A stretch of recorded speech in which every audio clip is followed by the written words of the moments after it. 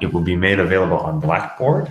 Okay, so about, let's say, 20 minutes before class is over, I'll make it available. You guys can go over and do it. You'll have 15 minutes. It's not that long. This first quiz is about like 5 questions. And like I said, you'll have 15 minutes to do it, okay?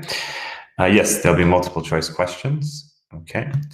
And while you're doing it, I will remain here in case you have any questions that you want to ask me, okay? So at about 5 to 6, we'll stop today, roughly, and then you can head over to Blackboard, okay? Yeah, they'll all be multiple choice questions, okay? There will be a, how heavily is it graded? You can check back on the syllabus. I think there will be, I think we said there'll be 5 quizzes and then evenly distributed. So each one should be about 4%, I believe, for a total of 20% for all the quizzes, okay? Okay. All right. Let's begin class now, okay? So let's start. Oh, the writing assignment. Yes, I should have hopefully have the writing assignment up and available by our next class, okay? So hopefully by then it should be available. It will be due on the last day of class. You've forgotten the syllabus. If you remember all the way back to the first day of class, or if you read back in the syllabus, we will have a research project or a writing assignment that will be due at the end of the semester. It's just you research a question. It'll be, and you write about a 2-page essay on your research. Okay. No, each person will do an individual. It's not going to be a group work. Each individual will do his own, and about 2 pages. Okay. And I will have that up on Blackboard hopefully by, like I said, by our next class. And then if you have any questions on it, we can go over that. Okay. Is it generally difficult? No, it shouldn't be too difficult. You just research the topic and write the essay on it. Will you give feedback before submitting? If you like, you can email it to me beforehand and I'll take a look at it. Okay.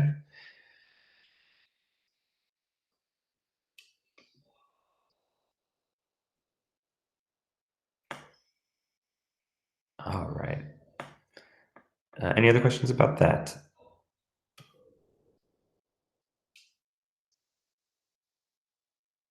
Okay. Your final submission should be done through Blackboard, and then that's the one that will be graded. Okay. Whichever one is the last one you submit. Okay. All right. We'll discuss that more hopefully next week when I have it up. All right. Give me a moment to set up here. I'm going to begin recording, and then we'll do a review of what we did last time, and then we'll continue. Okay.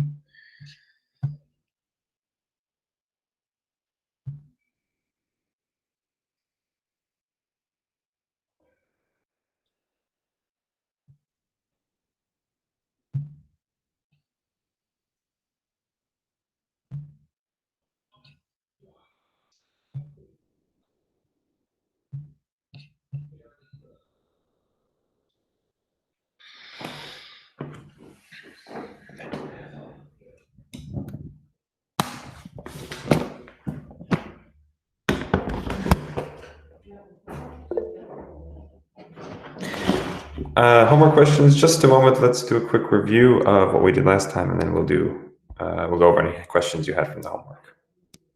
Okay. All right. So just, as I said, a quick review. All right, so we were discussing quantifiers last time. We talked about translating sentences with quantifiers.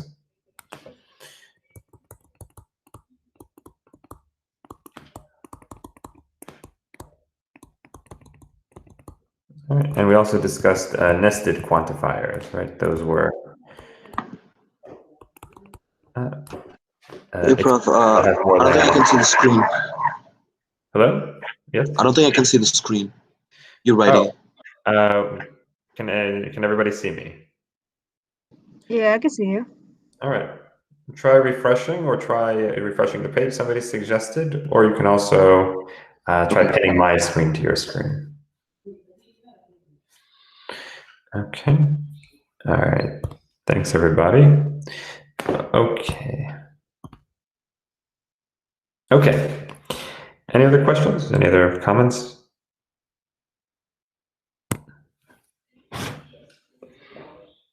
Okay. So let's do Chroma questions now. What would you like to go over?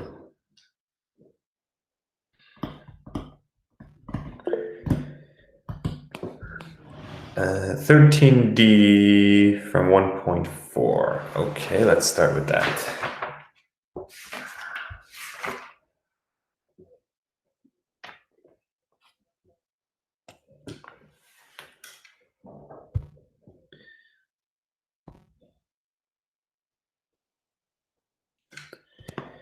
All right.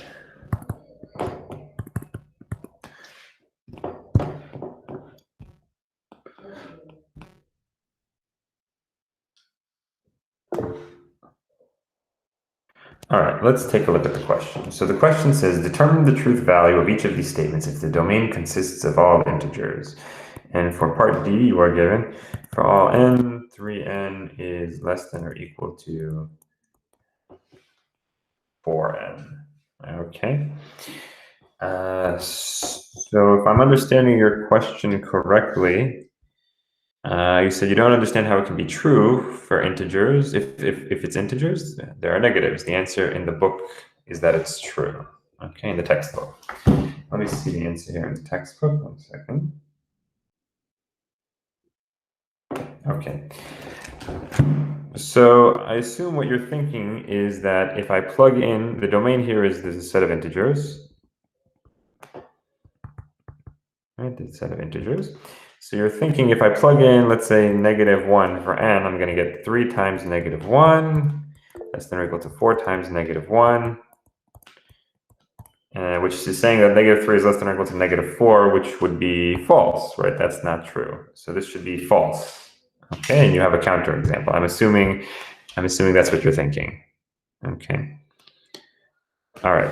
So I would agree with you, and I would say that this statement is false. All right. False. Okay, because we have a counterexample. What I assume there's one of two possibilities. One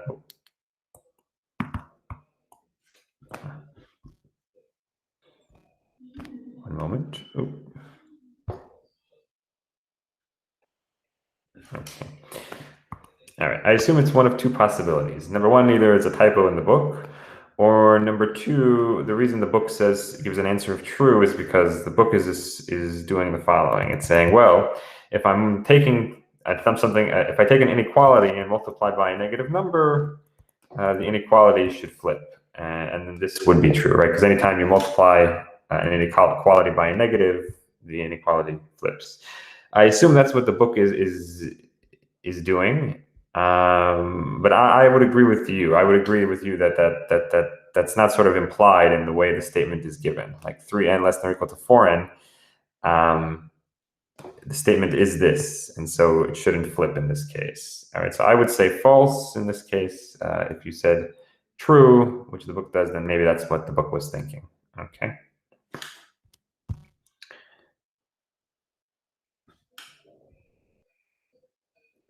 Okay. All right. Good. So let's see. Next was for 7, A and D. Let's take a look at that. I'm assuming also that was in section 1.4.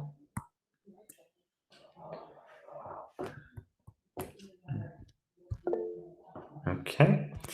So in this one, you're asked to translate the statement into English, where C of X is the statement. X is a comedian.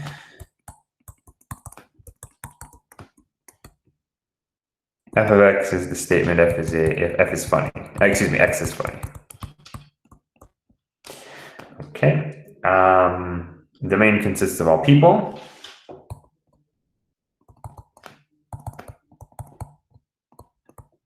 All right. And for A, you are given the proposition F for all X. If C of X, then F of X. Okay, so this here is really an example of where the statement is sort of trying to restrict the domain. Okay, so if we go part by part here, let's translate piece by piece. This is saying for all, and our domain is all people. So for all people X, or for every person X, that would be the same thing. If X is a comedian, then X is funny. Okay, and we can sort of simplify this statement and write it as a regular English sentence, right? Anytime we want to write a sentence as a normal English sentence, we're going to take out the variable X. We want to write it without the variable X. So I can sort of simplify this thing to say, well, what is it saying? It's saying that all people who are comedians are funny. Right? Or even shorter than that, all comedians are funny.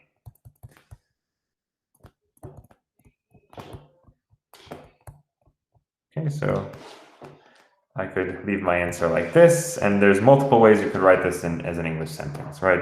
You could write it the way I said just a second ago. You could have said, all people who are comedians are funny, or just all comedians are funny, or anything equivalent to that. Okay, there are multiple ways you could have written it. Okay.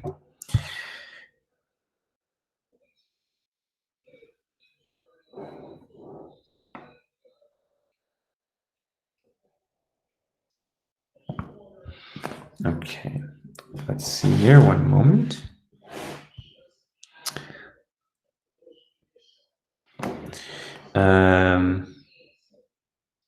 When do you use and, a conjunction or an implication in these type of expressions? Because it looks as if you can't use and when it's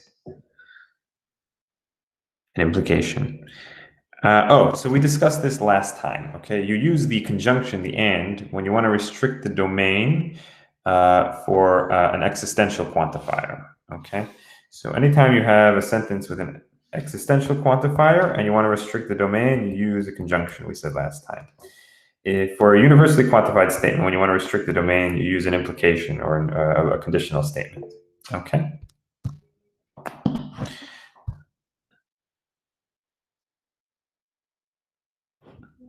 Okay. Why specifically those? In order to keep the truth value the same, so to speak. Meaning, we want the sentence to have the right meaning. So if you use an if you use a conditional statement, then the truth values will be what you want them to be. Meaning, will have the same meaning. Okay, by universal quantifier. Okay, and so too for a conditional statement by an existential quantifier.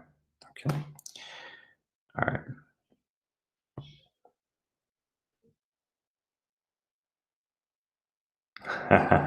Okay.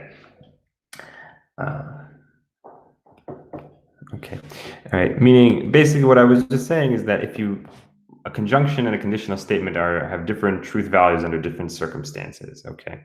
So in order for the truth values to be correct for a universal statement, you want to use a conditional, and for an existential, you want to use a conjunction.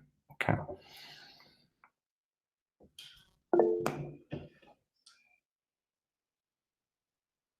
For 7C, let me take a look here.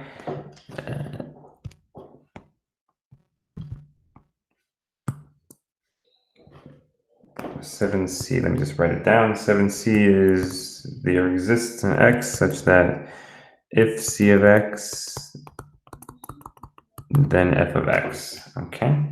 So that's saying, if we just write it down as it is, it's saying there exists a person X such that if X is a comedian, then X is funny.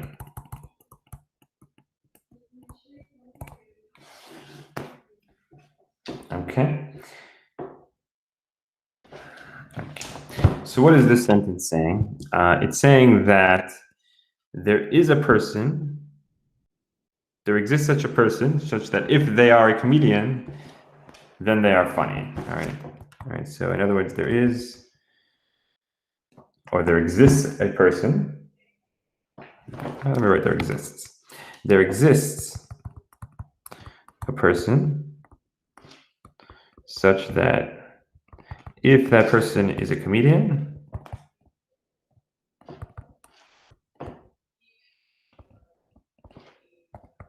then that person is funny. Okay, and maybe you could simplify it a little more, but that's how I would put it. Okay. There are funny comedians.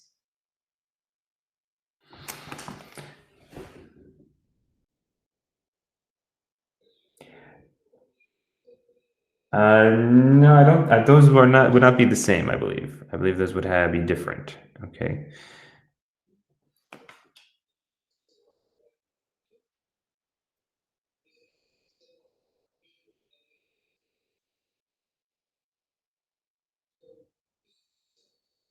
Yeah. Okay.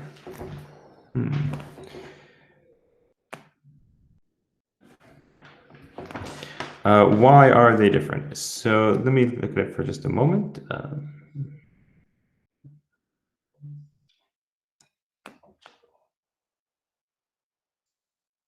Okay.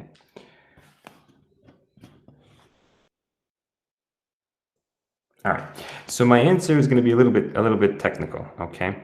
The sentence that you wrote down, there are funny comedians, is actually D. Okay, which is really not, it's not the same sentence as C, because one is a conditional, as one is a conjunction, which, as I was saying before, have different truth values, right? So if you look at D for a moment, let me just write that down. Okay, this sentence is saying that there for sure are comedians that are funny, right? There exist funny comedians. Okay. Or how did you put it? You said some comedians are funny. Okay. Or that would be the same thing. Some comedians are funny. All right. That's D. That there for sure exists. There is some comedian out there that's funny. Okay. C is not saying that there for sure exists a funny comedian. It's saying that it's for sure the case that if there are comedians out there, then some of them may be funny. Okay. Let me repeat the difference again. What D is saying is that there for sure exists a comedian that is funny. That's D. Okay. There for sure exists a comedian that is funny. C is not saying that there for sure exists a comedian is funny. It's saying that if there are comedians out there, then at least one of them is funny. But it's not for sure saying that there are comedians out there.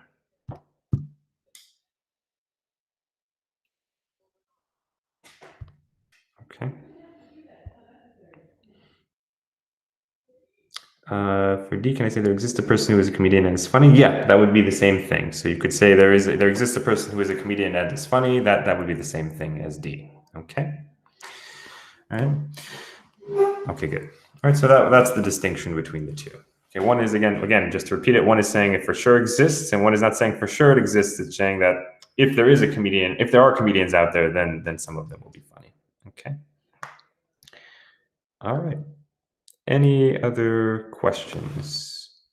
Let's see, did we have any other homework questions here?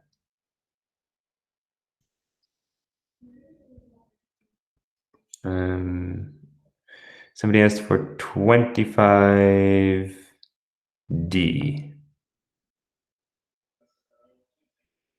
Yes. Before I get to move on to the next question, if you look at the answers in the book, right, when you're asked to take a sentence from a logic expression and translate it into an English sentence, okay, you want to make it sound like a normal English sentence, as normal and as simple as possible, okay? More English, the way you put it, more English, less, so to speak, discrete math. Okay, so if I give you a question on a test that asks you to write a sentence as an English sentence, you want to try and translate it into as much of a normal English sentence as you can. Okay. All right. We have 5E from section 1.5. Yes, true. There are many. There are usually multiple ways to write a sentence. Okay. All right.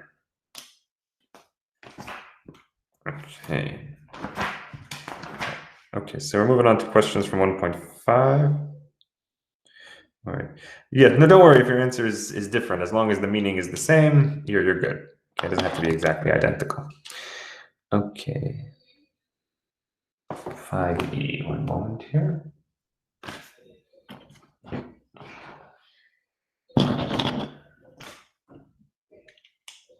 Okay.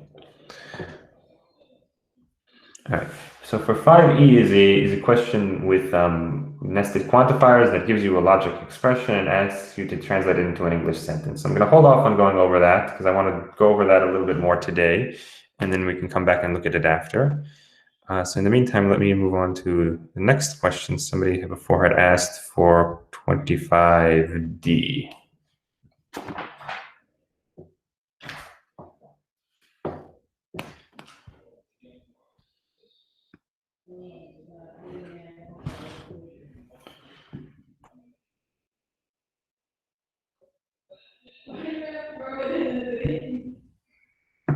Okay, one moment.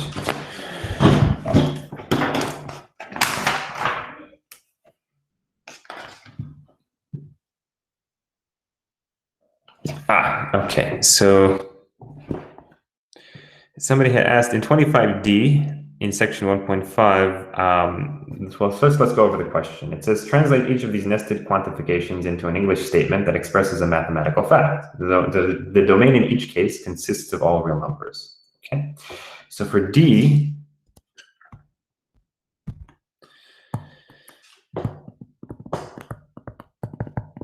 okay, you're given the following expression. For all x and for all y, there exists a z such that x plus y equals z. Okay, and the domain is all real numbers. Right, okay. So somebody here asked that what does closed under the operation mean? Okay, so I'm assuming that you're going by what it says, the answer that's given in the back of the book, right? So the translation of this in the back of the book is given as follows. It translates this as the real numbers are closed under the operation of addition.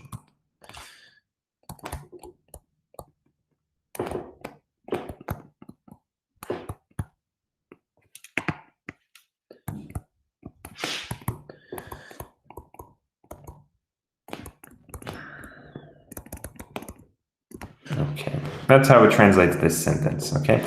So let me come back to this translation for just a moment. I'm going to explain what closure means in a moment, when something is closed. Let's look at this sentence from the beginning. How would we translate this? Okay, if we were going step by step. Okay, this is saying for all real numbers, x and y, there exists a real number z such that x plus y equals z. Okay, so let me write that. For all real numbers, x and y, there exists a real number z such that x plus y equals z. Okay. All right. In other words, what this is saying is that if I take any two real numbers and add them up, their sum will also be a real number. So this is saying the sum of two real numbers is a real number. Okay, that's what this sentence is saying. Okay. All right. All right, this sentence is the same thing as this sentence here. So this sentence here is saying the same thing as this sentence over here, up here.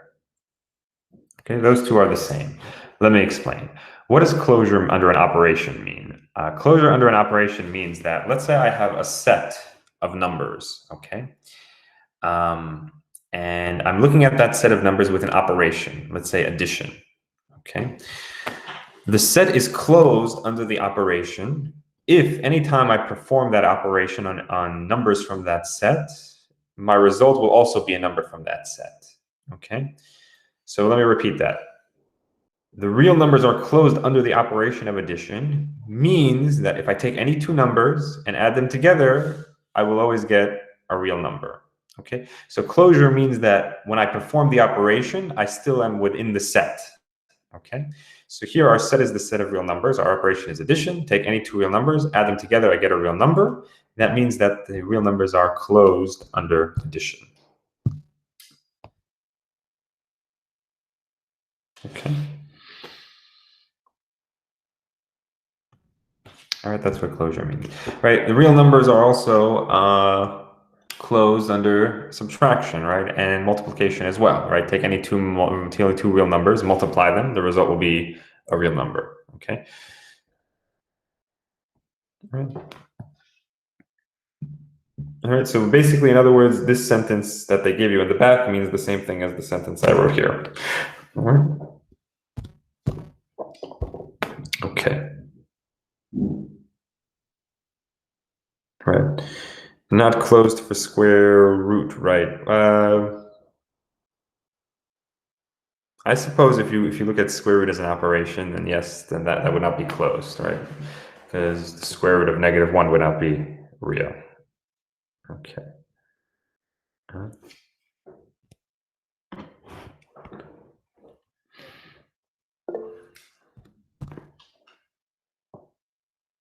No, I would not require you to use that wording, right? To use the language of operation is closed or anything like that. You could just say it in a simple way, right? Just write it. You could write it the way that I wrote it here. That the sum of two real numbers is a real number, and that would be good enough. Okay. You wouldn't have to use the fancy language. 1.4, 25 A and B. Let's take a look.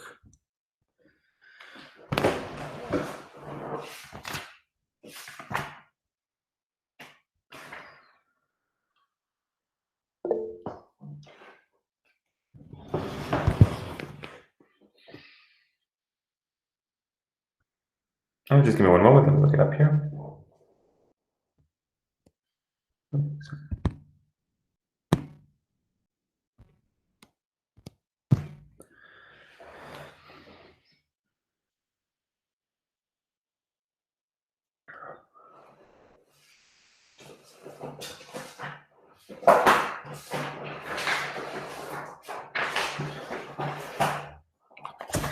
Okay.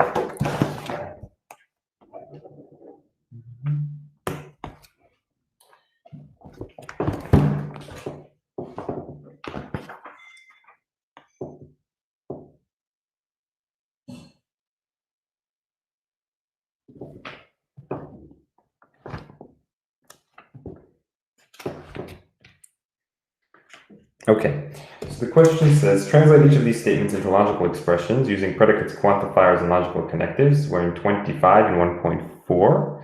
Okay, and you're given the sentence, no one is perfect. Okay. All right.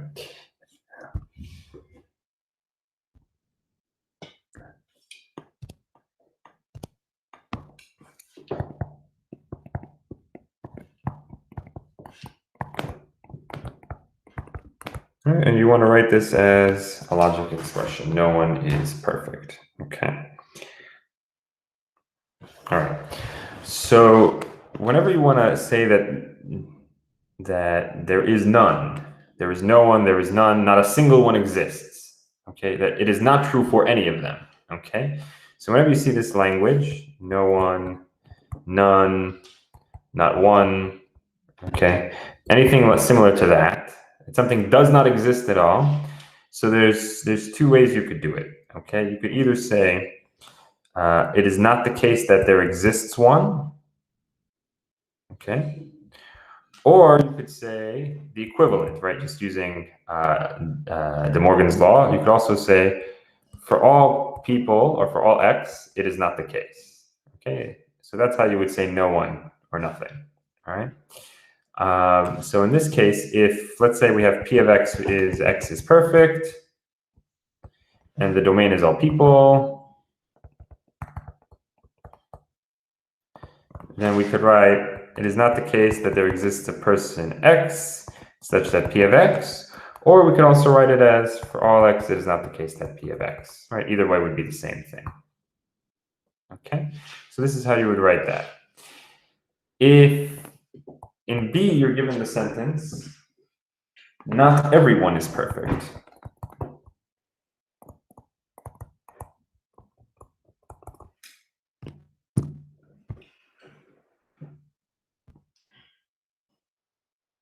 Okay. All right, how do you say not everyone? So I'm not saying no one, I'm just saying not everyone. Some people do and some people don't. Okay, so not everyone. So when you say not everyone, not all, or anything equivalent to that, it's the opposite. So there exists an x such that not, or you could say it is not the case that for all x, right? right? If you look at this, it's saying not all, not everyone, right? Which is equivalent to that by De Morgan's law. I think I briefly mentioned this in our last class or the class before. Okay, I think I mentioned this. So in this example again, we would say, you could either say there exists an x such that not p of x, or your answer could be, it is not the case that for all x, p of x. Either one would be acceptable, okay? All right, any other questions on that? Okay.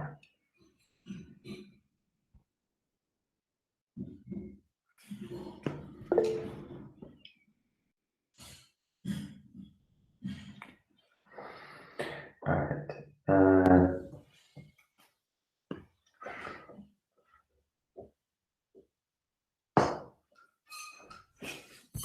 All right. Let's move on. Just because of time-wise, okay. We will push off any other questions until maybe next time. Okay.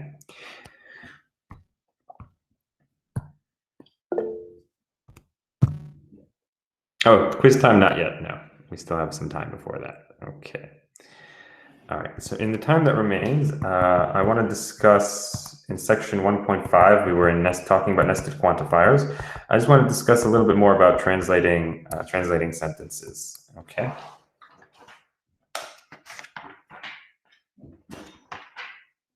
Okay. So I want to go over a couple of examples with you on how to translate sentences.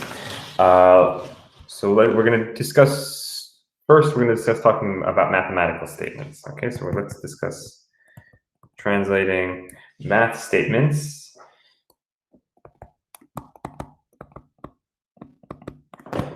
into statements with quantifiers. Okay, that's what we're going to discuss now. All right, so let's start here with an example. Let's say I ask you to translate the statement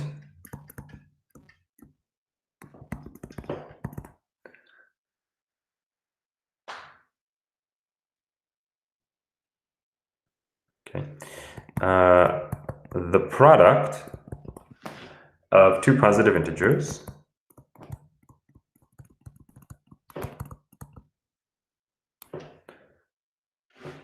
is always positive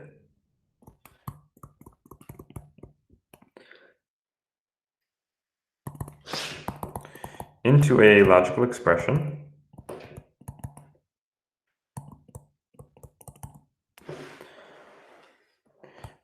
where the domain consists of all integers.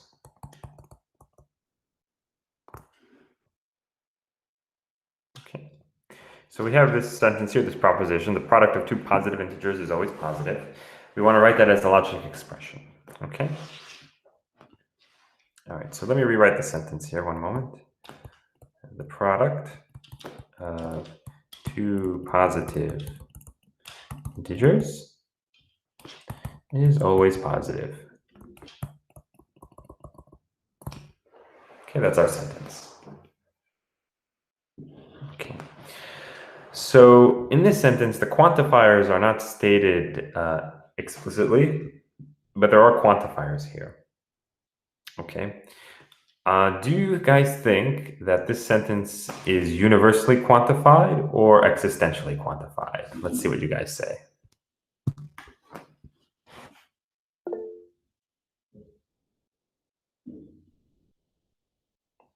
Universal.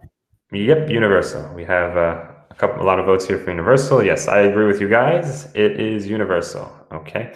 Why is it universal? Because it's a statement about all the positive integers. For all the positive integers, take any two of them, doesn't matter which ones, add them together, multiply them, the product will always be positive. Okay, so this is universally quantified. All right, so here,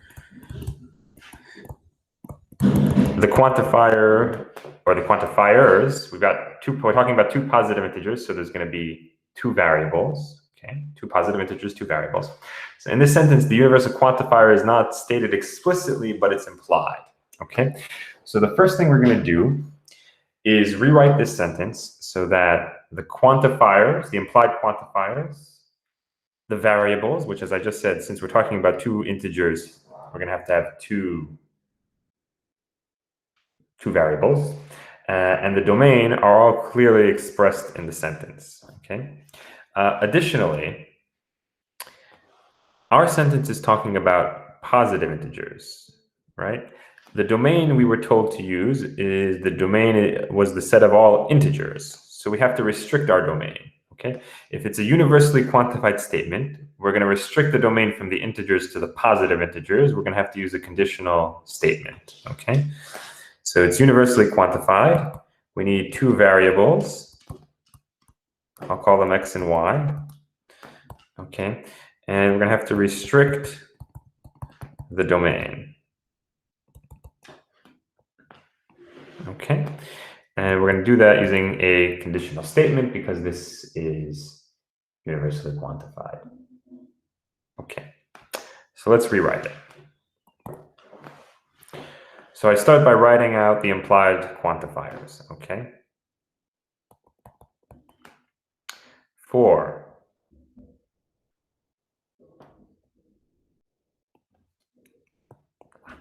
one moment, sorry. Okay. Every integer x and every integer y. I could also have written for all integers x and all integers y. Okay. So I put here my quantifiers, okay? I put my variables and I put my domain, all right? I'm now going to restrict the domain. So I'm going to use a conditional statement. I'm going to say if x and y are positive, x and y are positive, then what? Then their product, how do I write their product? X times y is positive. Okay. All right. Okay, so now let's write this out as a logic expression. I'm going to go step by step here. For every integer x and for every integer y, or for all integers x, for all integers y, okay. If x and y are positive. Now, how do I say x and y are positive as a math statement? If it's positive, then that means it's greater than 0. If x is greater than 0, and is it y also is equal to? Sorry? Is it also equal to though? No, 0 is not a positive number. Okay, 0 is not positive and not negative. Okay, so when I say positive, I'm excluding 0. If I say negative, I'm excluding 0. Right? Since you bring it up, if I want to talk about the positive numbers and 0 together with 0, I would say the non-negative numbers. That would be greater than or equal to 0. That would include 0. Okay. If I wanted to talk about the negative numbers and 0, I would say non-positive. That would be less than or equal to 0. Okay. Okay. So if x is positive and y is positive, then their product is positive.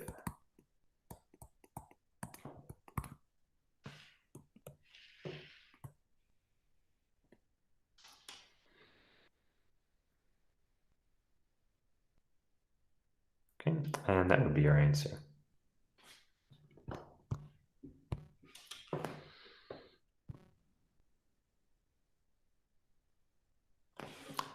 Okay. Any questions on that?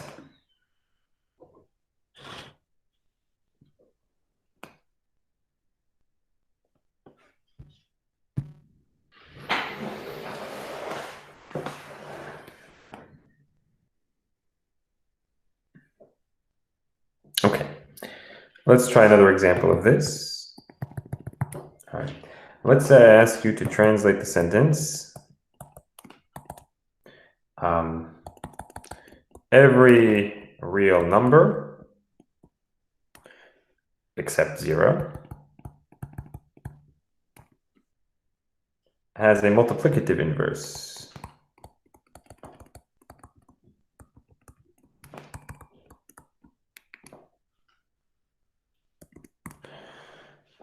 Okay, and let's say again the domain here, where the domain is the set of real numbers.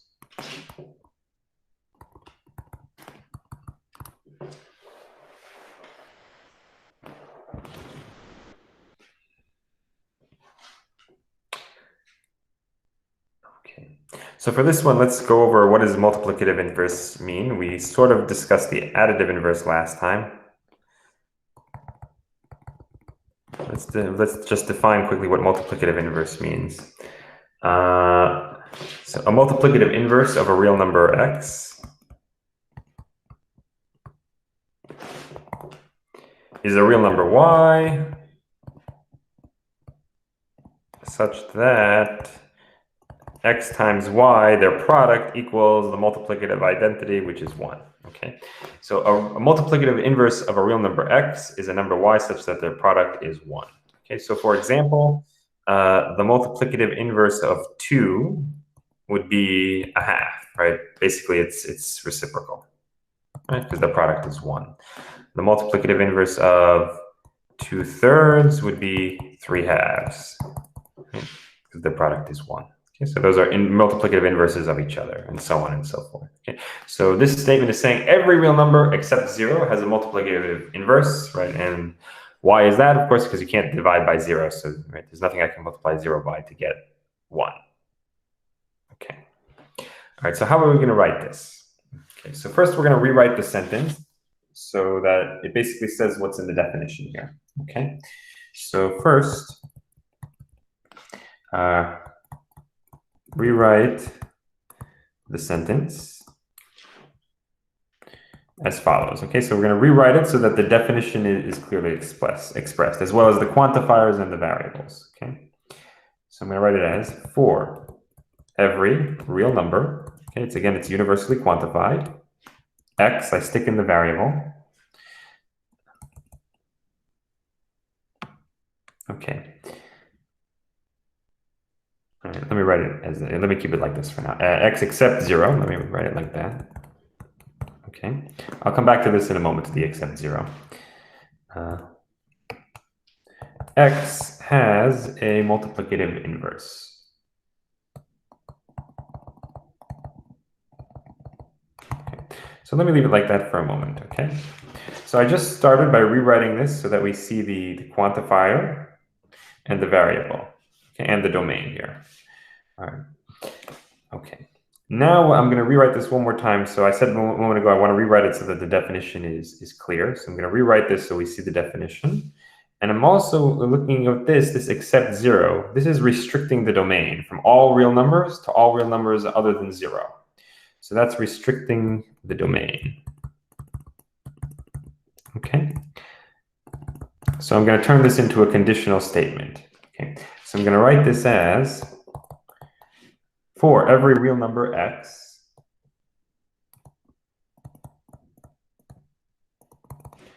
if x is not equal to 0, okay,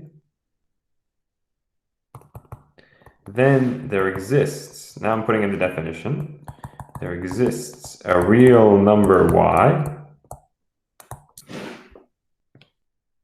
such that x times y equals 1. Okay, so now I stuck in the definition, and I restricted my domain to get rid of the 0. Okay, so notice when writing out this definition here, the definition has the words there exists. So there's going to be an existential quantifier in here together with my universal quantifier.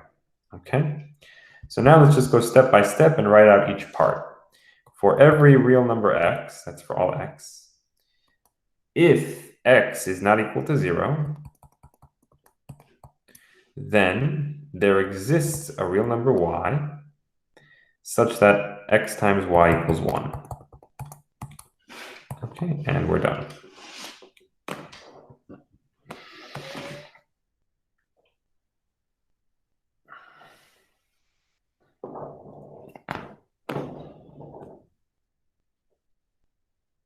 Okay, questions on that?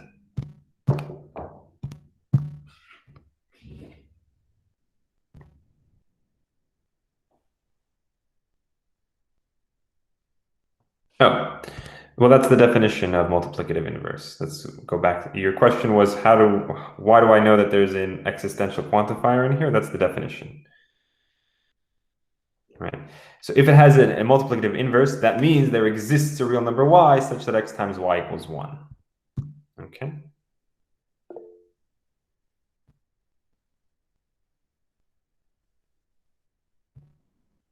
Okay, let me scroll back here.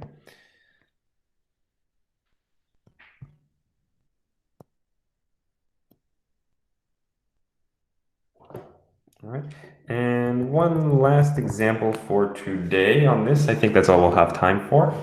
Okay, this one is going to be translating into an English sentence. Okay, so we're going to translate the statement for all x, all right, c of x, or there exists a y such that c of y and f of x comma y, okay? And let me also tell you what all of these propositional functions are. So translate this into English, into a normal English sentence, where c of x is the statement x has a computer, and f of x comma y is the statement x and y are friends. Okay. And the domain for this problem will be all the students in your school.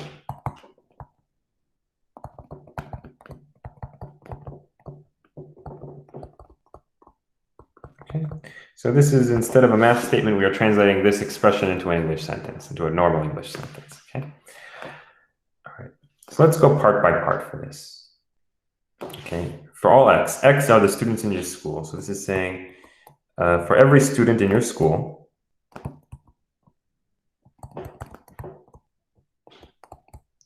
okay, that's for all x. C of x has a computer.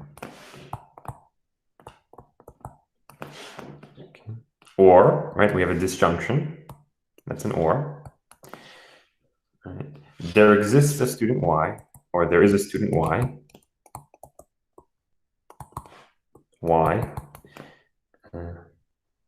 Oh, I should have put an x in here. So for every student x, let me just stick in an x here. For every student x in your school, x has a computer, or there is a student y in your school. Okay, such that, okay. Now let me move on to the next part. Such that c of y and f of x comma y. Such that y has a computer, and f of x comma y, x and y are friends. Okay. So this is the sentence written out piece by piece here. So for every student x in your school, x has a computer, or there is a student y in your school, such that y has a computer and x and y are friends. So how would you simplify this into sort of a normal English sentence here? One second, let me see if we have any comments. Do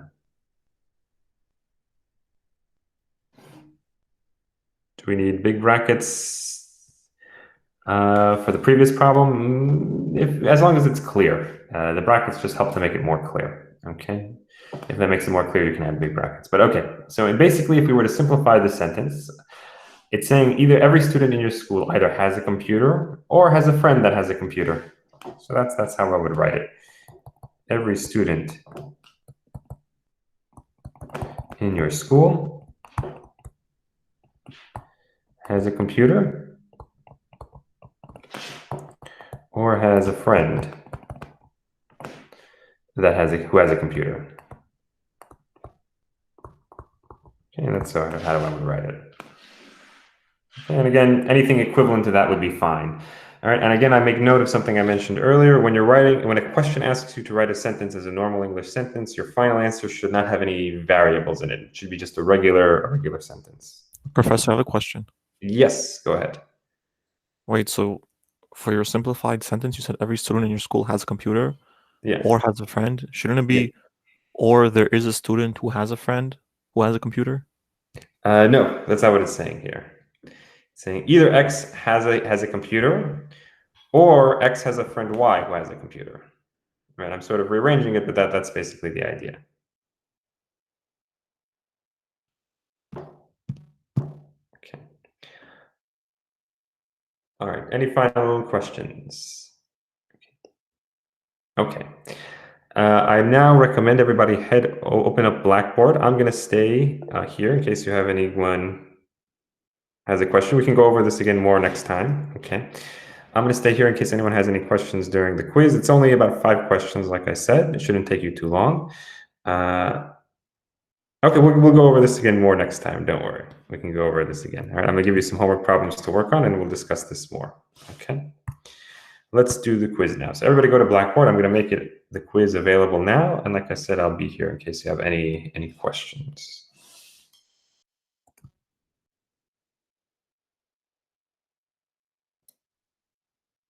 Professor, how long do we have for the quiz? 15 minutes. 15 minutes? 5 questions. It should be pretty quick. Okay. All right, good luck, everybody. And like I said, I'm still here. Okay, once you finish the quiz, you can go. Then there is no attendance for today. Okay. All right, good luck, everybody. Yeah, I'm still here. I'm not going anywhere. It's on Blackboard. You just log into your Blackboard account. Okay. It's on Blackboard. Log into the Blackboard account. You will see on the side, it will say quizzes on the side panel. Okay, you click on quizzes. Okay, and there should be a quiz there. It should be available now. Okay.